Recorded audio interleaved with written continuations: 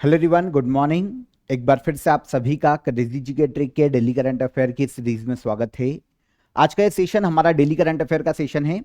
19 जून के सभी important current affair यहां पर हम आज इस सेशन में डिटेल में डिस्कस करेंगे। तो एंड तक सेशन को देखिए, एक एक फैक्ट, एक एक क्वेश्चन, एक एक करंट अफेयर आराम से नोट कीजिएगा। पीडीएफ और मॉक टेस्ट आपको एप्लीकेशन पर मिल जाएगी।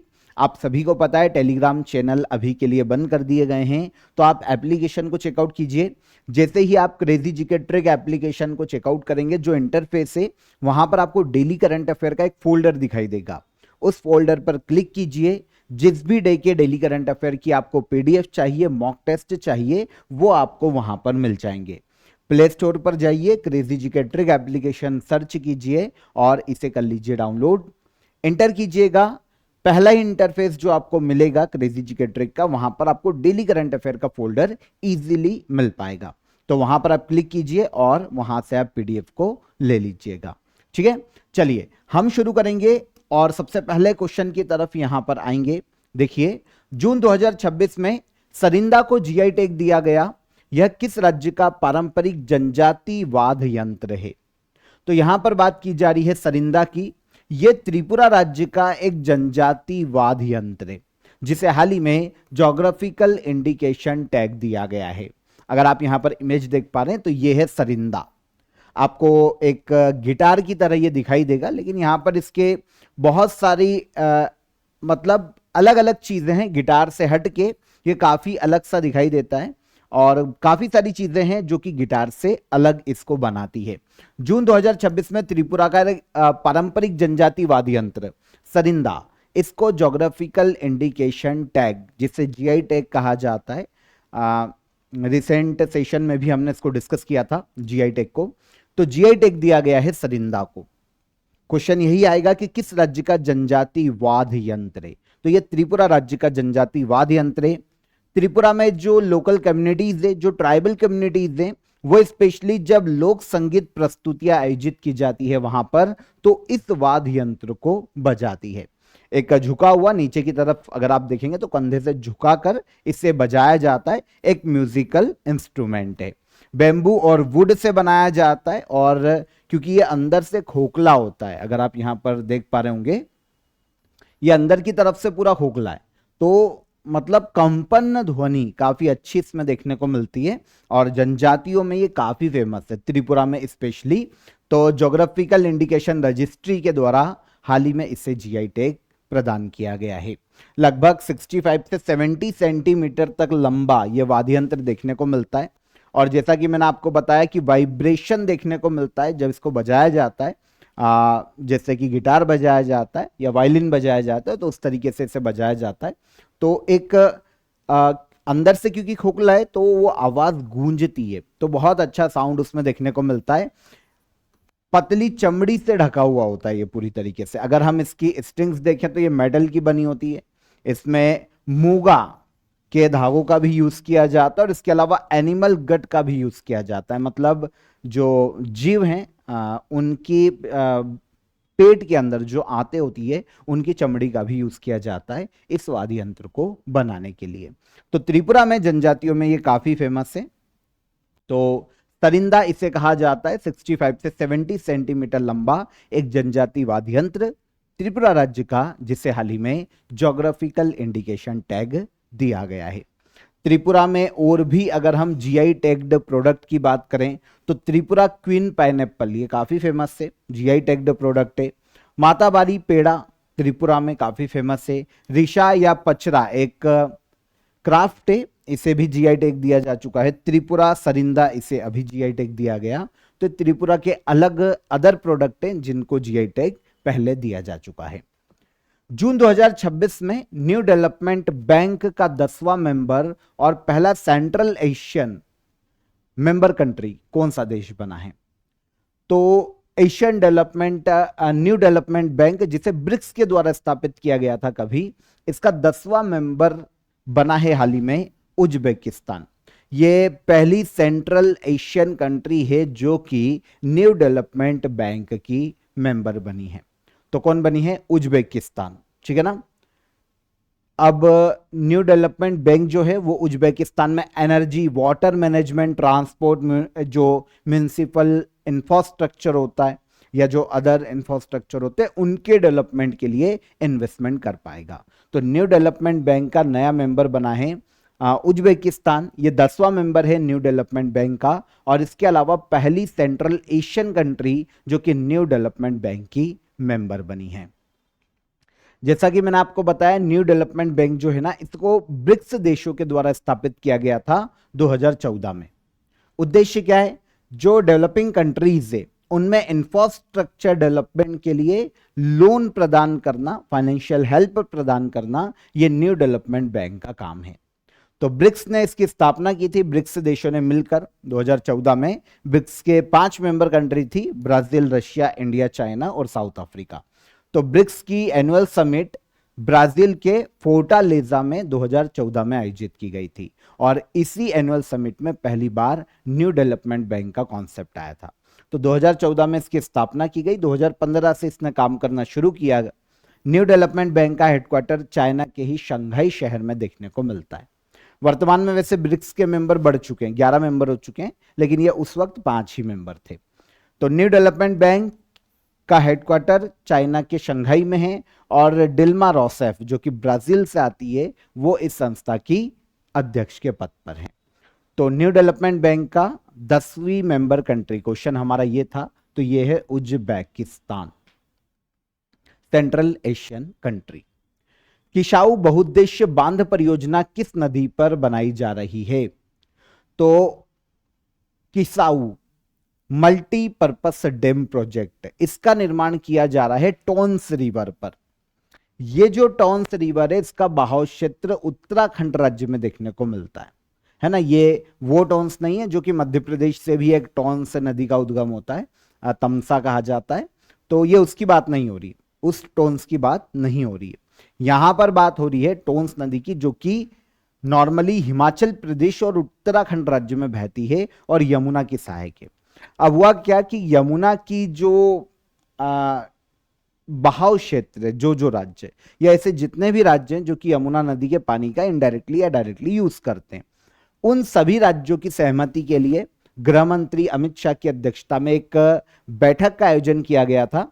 उसमें हिमाचल प्रदेश, उत्तराखंड, हरियाणा, दिल्ली, उत्तर प्रदेश और राजस्थान में यमुना का बहाव क्षेत्र नहीं है, लेकिन यह इनडायरेक्टली पानी का यूज करता है। तो इन सभी राज्यों के जो डेलीगेट्स हैं उनको बुलाया गया था, और यहां पर एक सहमति बनी है किसाऊ मल्टीपर्पस डैम प्रोजेक्ट के ऊपर, किस डैम का निर्माण किया जाना चाहिए। तो जो किसाऊ डैम है वो एक नेशनल इंपॉर्टेंस का डैम है, एक मल्टीपर्पस प्रोजेक्ट है। तो इसे टोंस रिवर पर बनाया जाएगा, हिमाचल प्रदेश और उत्तराखंड राज्य की सीमा पर, टोंस रिवर पर। तो टोंस नदी जो है वो यमुना की सहायक नदी है, इसलिए किसाऊ बहुउद्देश्य परियोजना अभी सुर्खियों में है, अभी बनी नहीं है, अभी तो केवल सहमति बनी है। आगे चलकर एमओयू साइन होगा, उस पर भी सहमति बन चुकी है, साइन होना बाकी है, और उसके बाद इस प्रोजेक्ट का काम शुरू कर दिया जाएगा। Kishau multipurpose dam project Himachal Pradesh और उत्तराखंड की सीमा पर यह टोंस नदी पर बनाया जाएगा। टोटल 11,500 करोड़ रुपए इसकी लागत आएगी। 2028 तक इसे पूरा करने का लक्ष्य है, ठीक है ना। सभी राज्यों में जो पीने के पानी की सप्लाई है वो सुनिश्चित करना, इरिगेशन, खेती या सिंचाई के लिए पानी की व्यवस्था करना, वाटर रिसोर्स मैनेजमेंट को बढ़ावा देना, हाइड्रो पावर जनरेशन, ये इस योजना का मुख्य उद्देश्य है कि इन सभी को जो संबंधित राज्य है उनमें बढ़ाया जा सके। तो 236 मीटर ऊंचा कंक्रीट ग्रेविटी डैम बनाया जाएगा हिमाचल प्रदेश और उत्तराखंड की बाउंड्री पर, टोंस रिवर पर। तो 11,500 करोड़ की लागत इसमें आने वाली है। 90% जो फंडिंग है वो सेंट्रल गवर्नमेंट करेगी, और बाकी जो 10% है वो संबंधित राज्यों में बांटा जाएगा अनुपात में। इसकी अगर हम विद्युत उत्पादन क्षमता देखें तो 660 मेगावाट का ये प्रोजेक्ट है। 660 मेगावाट हाइड्रो पावर कैपेसिटी होगी इस परियोजना की, ठीक है ना, किसाऊ मल्टीपर्पस डैम प्रोजेक्ट की। और कितने क्षेत्रों पर सिंचाई की जाएगी? तो ऑलमोस्ट 97,000 हेक्टेयर एग्रीकल्चर लैंड पर इस परियोजना से सिंचाई की व्यवस्था की जाएगी। इसकी स्टोरेज कैपेसिटी देखिए तो 1324 मिलियन क्यूबिक मीटर इसकी स्टोरेज कैपेसिटी है पानी की।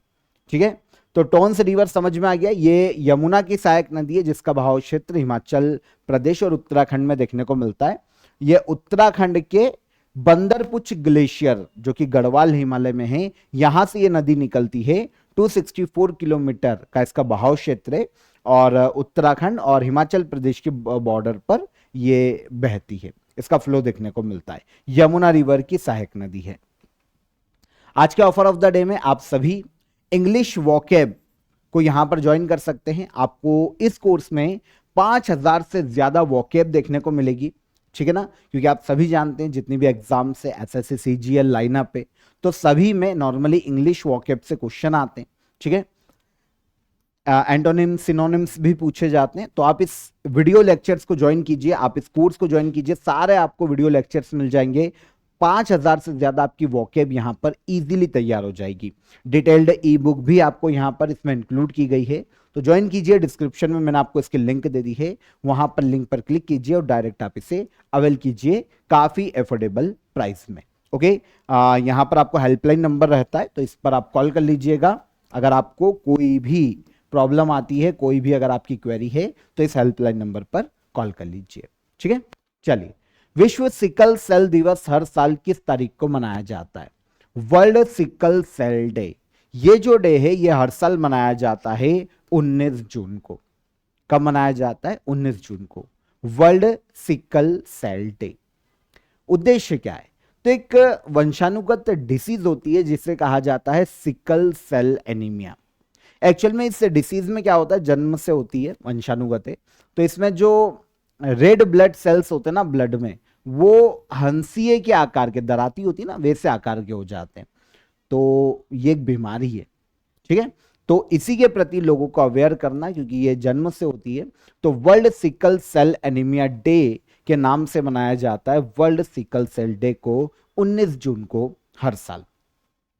यूनाइटेड नेशन जनरल असेंबली ने 2008 में इसे मान्यता दी थी, लेकिन यह पहली बार 2009 में बनाया गया 19 जून को। सिकल सेल एनीमिया के प्रति लोगों को अवेयर करना, इसे फैलने से रोकना, इस डे को मनाए जाने का मुख्य उद्देश्य है। 2026 में closing the survival gap equity in sickle cell disease, ये थीम रखी गई है world sickle cell anaemia day की। तो कैजुअली तो हमको पता चल गया कि सिकल सेल एनीमिया क्या होता है। एक आनुवंशिक खून की बीमारी है जिसमें रेड ब्लड सेल्स जो होते हैं ब्लड में, वो उनका शेप सिकल, हंसिए या दराती के आकार का हो जाता है और ये नलियों में फंस जाता है। नॉर्मल आरबीसी की जो एज होती है ना, जो उम्र होती है, वो 120 दिन तक की होती है, लेकिन सिकल सेल एनीमिया के केस में ये 10 से 20 दिन में ही टूट जाती है, क्योंकि ये नलियों में फंस जाती है, जिसके कारण टूटने लगती है। तो इसके कारण रेड ब्लड सेल्स बॉडी में कम हो जाते हैं, हीमोग्लोबिन ले जाने का काम करते हैं रेड ब्लड सेल्स, तो हीमोग्लोबिन की कमी आ जाती है शरीर में, और हीमोग्लोबिन शरीर में ऑक्सीजन ले जाने का काम करता है। तो ये आनुवंशिक बीमारी है। रेड ब्लड सेल्स की कमी के कारण शरीर में खून की कमी, ऑक्सीजन की कमी, और फिर व्यक्ति नॉर्मली जो नॉर्मल व्यक्ति ग्रो करते उस तरीके से अगर सिकल सेल एनीमिया की प्रॉब्लम है तो फिर वो ग्रो नहीं कर पाते। ठीक है, national sickle cell anaemia elimination mission की बात करें तो भारत के पीएम नरेंद्र मोदी द्वारा सिकल सेल एनीमिया को खत्म करने के लिए लाया गया था यह मिशन। इसे 1 जुलाई 2023 को मध्य प्रदेश राज्य से लॉन्च किया गया था। इसका उद्देश्य है कि 2047 तक सिकल सेल एनीमिया को इंडिया से खत्म किया जा सके, विकसित भारत का जो हमारा लक्ष्य है। शी बॉक्स 2.0 पोर्टल किस योजना के तहत विकसित किया गया है? शी बॉक्स 2.0 पोर्टल, इसे डेवलप किया गया है मिशन शक्ति के तहत। शी बॉक्स 2.0 एक पोर्टल है। एक्चुअल में देखिए उद्देश्य क्या है और किसने शुरू किया, तो ministry of women and child development, इसका एक कैंपेन, एक पोर्टल है ये। सेफ वर्क प्लेस सुनिश्चित करना महिलाओं के लिए, ठीक है, महिलाओं के लिए सेफ वर्क प्लेस सुनिश्चित करना, इसके उद्देश्य से शी बॉक्स 2.0 पोर्टल को लॉन्च किया गया। सर समझ नहीं आया, देखो क्या होता है कि वर्क प्लेस पर महिलाएं सुरक्षित रहे, उनका हैरेसमेंट ना हो। अगर किसी प्रकार का उनका हैरेसमेंट होता है तो अब आपने देखा है हमारी जो सोसाइटी है उसमें महिलाएं नॉर्मली इज्जत के डर से किसी भी व्यक्ति के खिलाफ कंप्लेंट नहीं करती। अब उनको चाहिए प्राइवेसी कि भाई वो कोई ऐसी जगह कंप्लेंट कर सके जहां पर उनकी जो रिकॉर्ड है वो प्राइवेट रखी जाए या फिर उनको थोड़ी सी प्राइवेसी दी जाए, है ना, गुप्त रखा जाए। तो ऐसे केस में एक पोर्टल है जिसे कहा जाता है शी बॉक्स 2.0 पोर्टल। ठीक है, पोर्टल मिशन शक्ति के तहत ही विकसित किया गया है। मिशन शक्ति की हम बात बाद में करेंगे, पहले शी बॉक्स 2.0 महिलाओं के लिए एक डिजिटल प्लेटफॉर्म है जहां पर महिलाएं कार्यस्थल पर अगर सेक्सुअल हैरेसमेंट की शिकार हुई है तो वो अपनी शिकायतें यहां पर दर्ज करवा सकती है और स्टेटस को ट्रैक भी कर सकती है कि पुलिस ने कितना काम किया है इस केस पर। तो इस तरीके से पोर्टल जो है sexual harassment of women at work place act 2013 के तहत, मतलब इसको क्रियान्वित करने के लिए ही लगाया गया है। एक एक्ट है जो कि महिलाओं को वर्क प्लेस पर इस प्रकार के अपराधों से बचाता है। ठीक है, तो इस एक्ट को क्रियान्वित करने के लिए पर्टिकुलर पोर्टल लाया गया है। मिशन शक्ति भारत सरकार की विमेन एम्पावरमेंट स्कीम है। 1 अप्रैल 2022 को यह लाई गई थी। इसका उद्देश्य यही था कि महिलाओं की सेफ्टी, प्रोटेक्शन और उन्हें आत्मनिर्भर बनाया जा सके। तो मिशन शक्ति 2022 में आया था ministry of women and child development के द्वारा, और अब इसी के द्वारा शी बॉक्स पोर्टल 2.0 को लॉन्च किया गया है। ठीक है, ग्लोबल स्टार्टअप इकोसिस्टम रिपोर्ट 2026 के अनुसार एशिया में दूसरा सर्वश्रेष्ठ एआई नेटिव स्टार्टअप क्लस्टर कौन सा है? ये क्या होता है?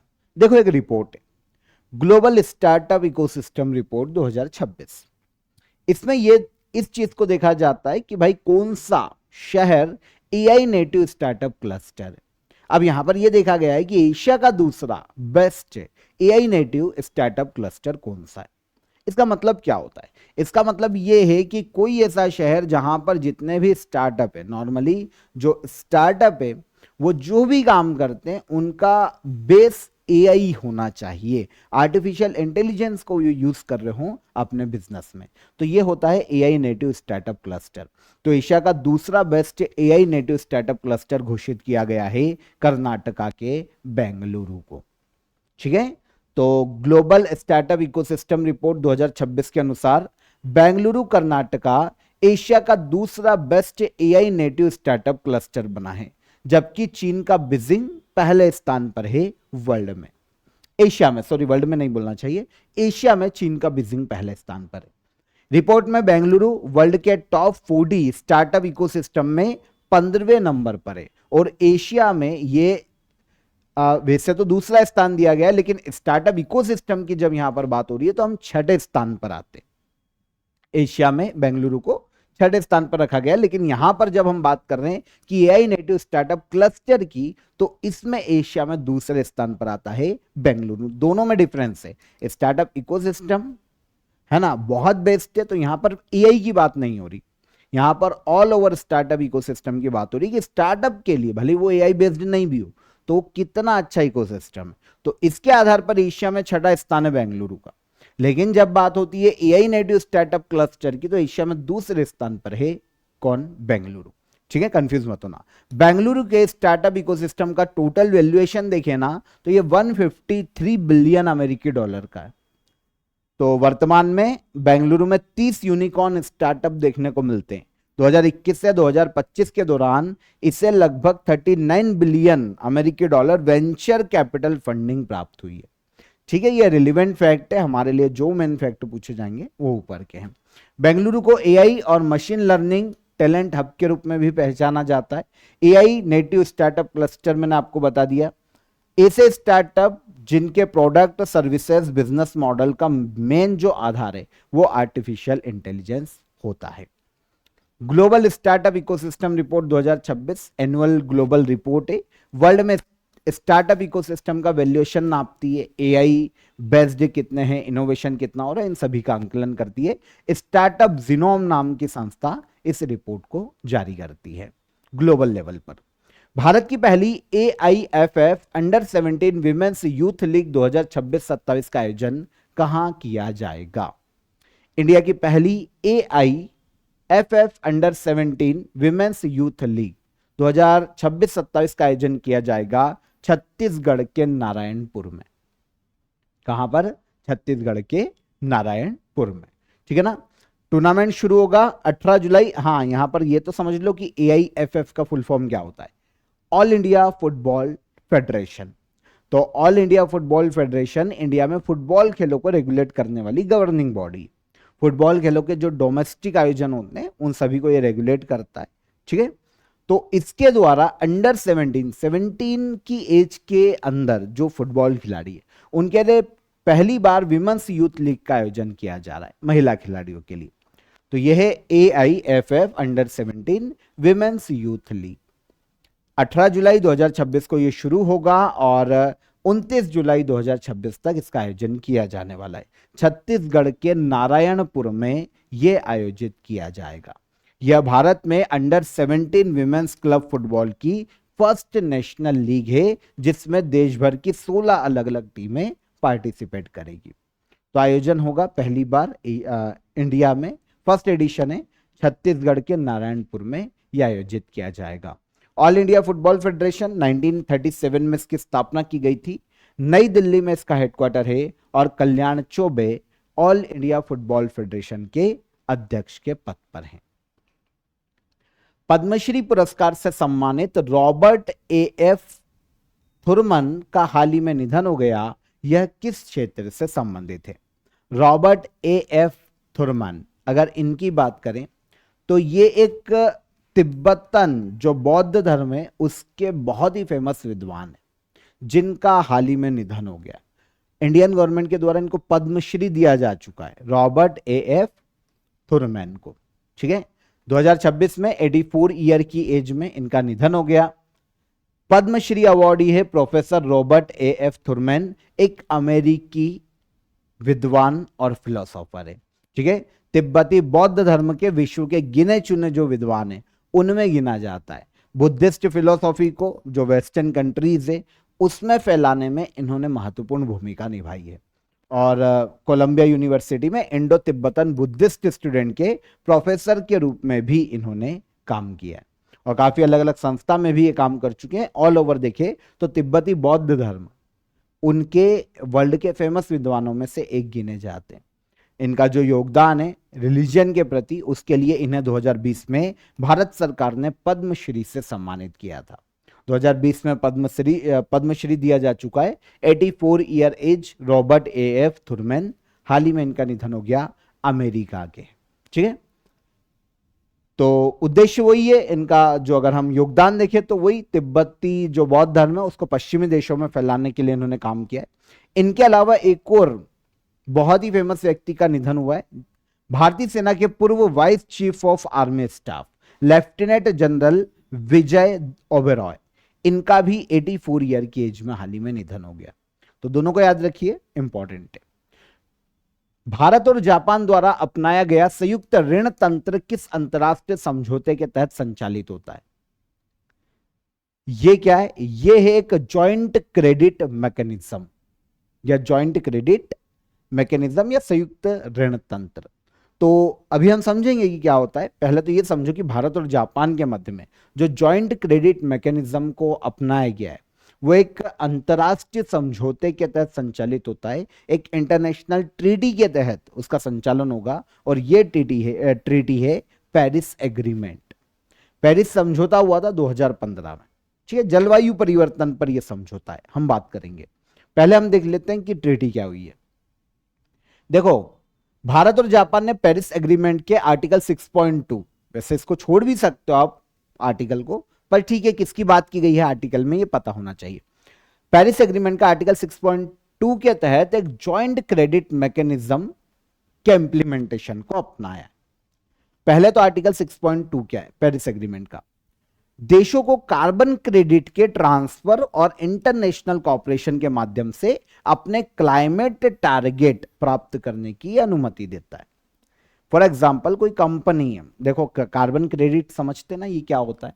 कार्बन क्रेडिट अगर क्या होता है, कंपनी की लिमिटेशन होती है कार्बन उत्सर्जित करने के लिए। अगर कंपनी उसके ज्यादा कार्बन उत्सर्जन करती है ना तो उस पर पेनल्टी लगती है और कोई कंपनी ऐसी है जिसने अपने लिमिट से कम आधा ही कार्बन का उत्सर्जन किया है तो उसको रिवॉर्ड देना पड़ेगा, तो उसको मिलते हैं कार्बन क्रेडिट।